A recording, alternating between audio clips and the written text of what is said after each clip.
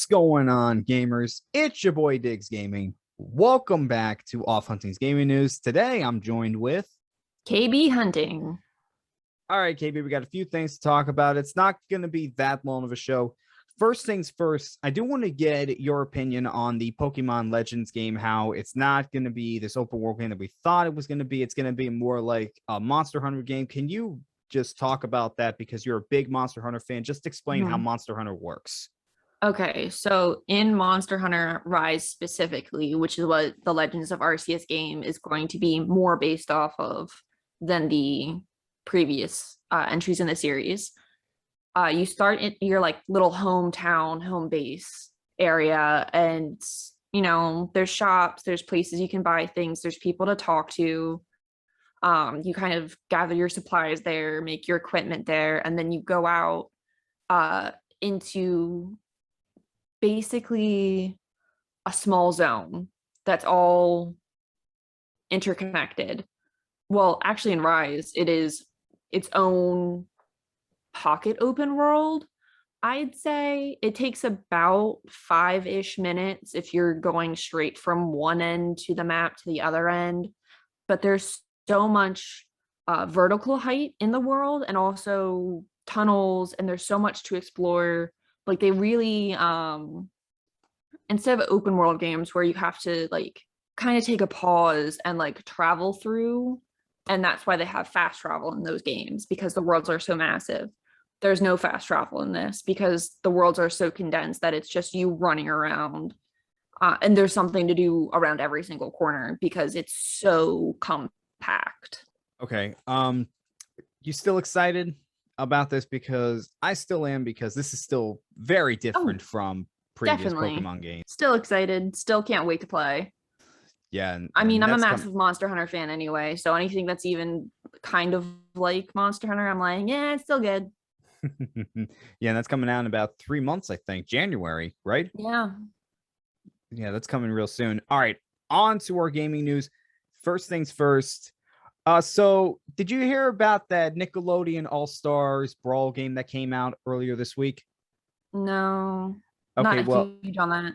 okay, well, Microsoft looks like celebrated by making Teenage Mutant Ninja Turtles and SpongeBob's Xbox Series X. It would have been better if it was PlayStation, but okay. Yeah, I can say that because JoJo's not here. Oh man, he's not gonna be happy with you if he hears this. Yeah, and I just find that really interesting and confusing as to why, because we're still having troubles getting just regular Series X's, and they've come out with a few special editions already. It's like, hey, slow down with I this. know. Like you're already struggling. Don't put more effort on yourselves. Yeah, they got one. Yeah, they got one for Halo Infinite. Now these two, I'm not shocked by the two that were chosen because, well, SpongeBob and Nickelodeon are pretty much tied at the hip at this point. I mean, ever since SpongeBob came out, it's been probably Nickelodeon's most profitable cartoon ever. Definitely, and at a time, it was their best cartoon. And then you have Teenage Mutant Ninja Turtles, which has been around since the 80s. I mean, it started off as a gritty comic book, and then they were able to turn it into a kid's cartoon in the 80s. It was a campy experience. It was like a lot of cartoons in the 80s, but it had a lot of heart to it. Then you go to the 2000s. That's still my favorite series. That was a little more grittier, a little more like the comics, but again, a more kid-friendly version, but it had some dark moments, and I absolutely love that. And then you had the 2010 series that was just as good as the others, in my opinion. I mean, all three of them, they were really good. So it's not shocking that they picked these two. So yeah, but again, still confusing why they're making special editions with all this stuff that's happening. I mean, PlayStation hasn't even done that yet, and we don't know when they're going to do that. We're not sure when PlayStation's going to do that. Maybe when Spider-Man 2 comes out. Maybe. I was about to say, I hope they wait and don't rush it just because Xbox is doing it. Like, I don't think so. I don't think so either. But yeah. the chance is there. Yeah. All right, on to our second story, which is there is a live action System Shock TV series in development that is going to be for the Binge streaming service. Mm-hmm. And I am absolutely not shocked by this because System Shock, this is a game that just screams horror television show. Do you know the game? Do you know the game franchise System Shock? Nope. I'm not big on horror games. I'm sorry. It's not really a horror game, I guess you could say, but well, you've heard of BioShock, right? Oh, definitely, yeah. BioShock was a spiritual successor to System Shock. Basically, you are trapped in this, I think it's like a space station with this AI that's gone rogue, and you have to find a way to beat it. And that would make a great television show, if you ask me.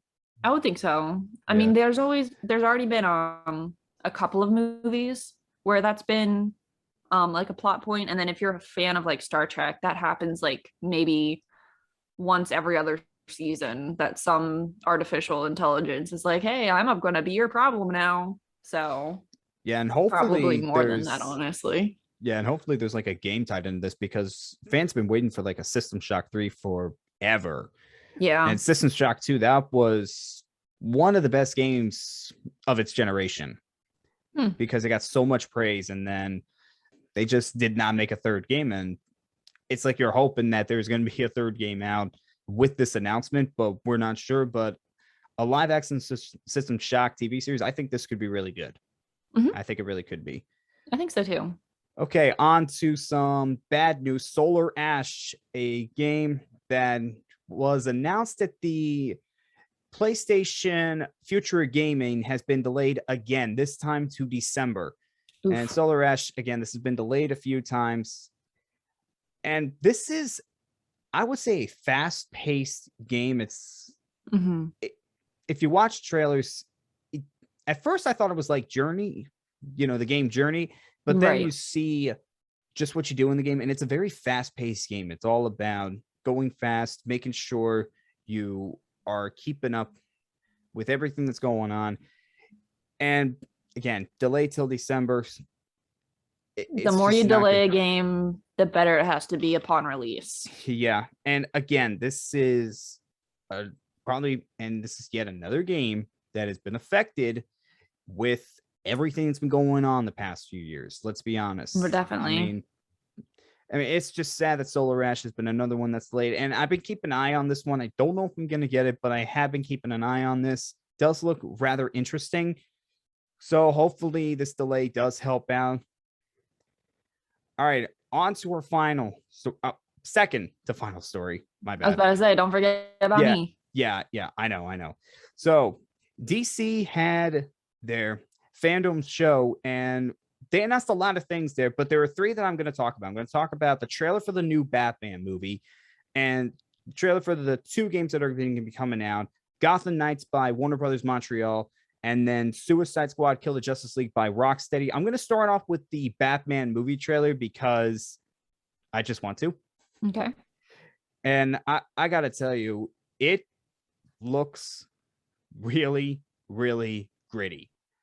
And if you're a Batman fan, that's everything, because Batman is one of the darker comic book characters. He always has been ever since, he was introduced back in the 1930s. Always has been. And the best Batman movie, except for with possibly Adam West as Batman. I mean, Adam West is like an icon, though. Yeah. You can't hate him. Yeah. Now, besides the 60s TV series, the best portrayals of Batman have always been going into that grittiness that he has, that vigilante that he has been. And this is really just, I think it's taken it to the next level. And Robert Pattinson, God, I'm so sorry about that. He looks like he's going to make a really good Batman. And I'm a little shocked because I did not know. I kind of didn't expect it from him. Yeah.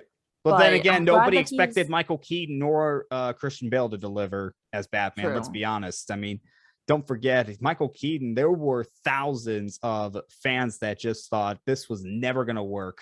and they sent in letters, and then they saw the movie and they're like, okay, this actually does work. Pattinson really looks like he has nailed the Batman voice, and that's good. he's making it his own. People really did like that from the trailer.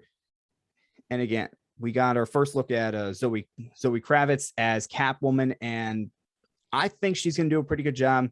Best Catwoman to me, from what I've seen, because I haven't seen the 60s series Catwoman, but the ones I've seen, probably Michelle Pfeiffer when she did in Batman Returns. That was probably the best of the ones I've seen. Again, I've not seen the 60s TV series Catwoman, but yeah, we also got to see a little bit of the Penguin, got to see a teaser for the Riddler, and yeah, this movie definitely looks like it's gonna be the ultimate Batman movie, with them really going into how dark he can be and just how gritty that character is. And again, I just really do like that. Okay, on to our games. First things first, Gotham Knights with the Court of Owls. Oh, man. The Court of Owls in a video game. Yeah, I'm all for it. For those of you that don't know, the Court of Owls is basically Gotham's elite that put together this secret organization that's pretty much controlling Gotham, but they don't control it in the best way possible. It's the elites trying to control everything. Who would have thought? I mean, I know. It's not like they just came out with Squid Game, but yeah. And Batman is dead. So you are playing as Robin, Nightwing, Red Hood, and Batgirl trying to stop the Court of Owls. And yeah, I'm all for it. Got a little bit of a gameplay, but not a whole lot. It's not like we got a gameplay. What's the word I'm looking for? Footage. Yeah, gameplay footage. This was a story trailer, but I mean, this game coming out in 2022, not an exact date. An exact date did not come out, but it is coming out in 2022. They did reassure that. And yeah, this game looks like it's going to be very good. And Jojo and I are very excited about this. Now on to a game that Sir Meliodas is excited about, Suicide Squad, Kill the Justice League. It's a Suicide Squad game. It looks like it's going to be fun. But it's really interesting with the Suicide Squad how pretty much they come together, because they're pretty much forced into this. For those of you that don't know, with the Suicide Squad, and for those of you that saw the movie, you probably know this already, but with them, they were put together by Amanda Waller to basically go on missions that nobody else would, and that might cost them their lives. But if they come out of there alive and successful, they end up with shorter sentences. And yeah, the characters look just about right. I mean, you have Deadshot, you have Captain Boomerang, you have King Shark, and then Harley Quinn. I mean, Harley Quinn might make this game. I'll be honest with you. Harley Quinn looks like she's going to make this game, because Harley Quinn, probably one of the best DC characters in the last 10, 15 years, because of how they developed her character. Yeah. Because of how they developed her character. And I'm happy that she's going to be in this game. Deadshot, I mean, World's Deadliest Assassin's been around since I think like the 60s, maybe even earlier than that. Then you have King Shark. I mean, his name says it all, King Shark. Right. And then Captain Boomerang with the Australian Boomerang master. Yeah, this is a unique team. And now they got to pretty much stop the Justice League or kill the Justice League. So yeah, this is going to be an interesting game. All right, definitely. KB, last bit of news. You have the floor. So Animal Crossing New Horizons, we have 2 big updates coming. One is free, one is paid. They both come out on November 5th. So with the free DLC that comes out, we already know about Brewster. Our beloved cafe is coming back. The Roost is here, or will be here, I should say. You're going to be able to sit down, enjoy coffee. It has not been announced if you will be able to work at the cafe and learn the villagers' orders like you were in previous game titles. but you will be able to use amiibos to sit down. In the trailer or the direct, they had the Hedgehog sisters from the tailor shop come in, sit down and have coffee with you. You can invite friends to your island and also have them sit down with coffee with you. With Brewster coming back, we kind of all saw this coming. If you've played any Animal Crossing game, gyroids are also going to be a thing. They will start off as you can dig up fragments, and then you water those fragments, and the next day you get a gyroid. But also, it sounds like after a rainy day, you will be able to also find gyroids just buried in the dirt around your island.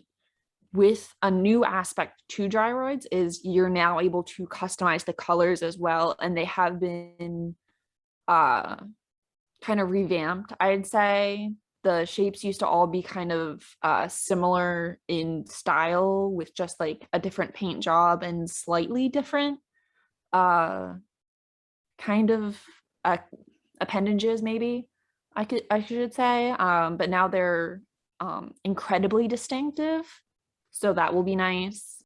Cap'n is also coming back, so you will also be able to, instead of taking the Dodo Airlines off island, you can now take Cap'n. The trip costs 1,000 miles, I believe, round trip. But the interesting thing is they are completely different islands from the Nook Miles tickets. It looks like there's brand new bushes, possibly brand new tree types. We might be getting bananas and durians back. We don't know yet. That will be incredibly interesting to see.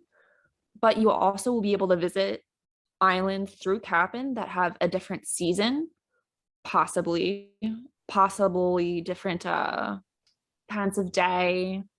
You might be able to find a shooting star island. We saw in the trailer, completely different, and I can't wait to check them all out. Another thing coming is Harv's Island is being completely redone. You will be able to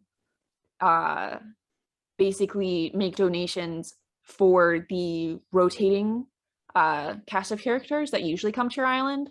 Kix, Sahara, what's Red will be there, Leaf will be there, Tortimer is going to be there, as well as Reese and her husband.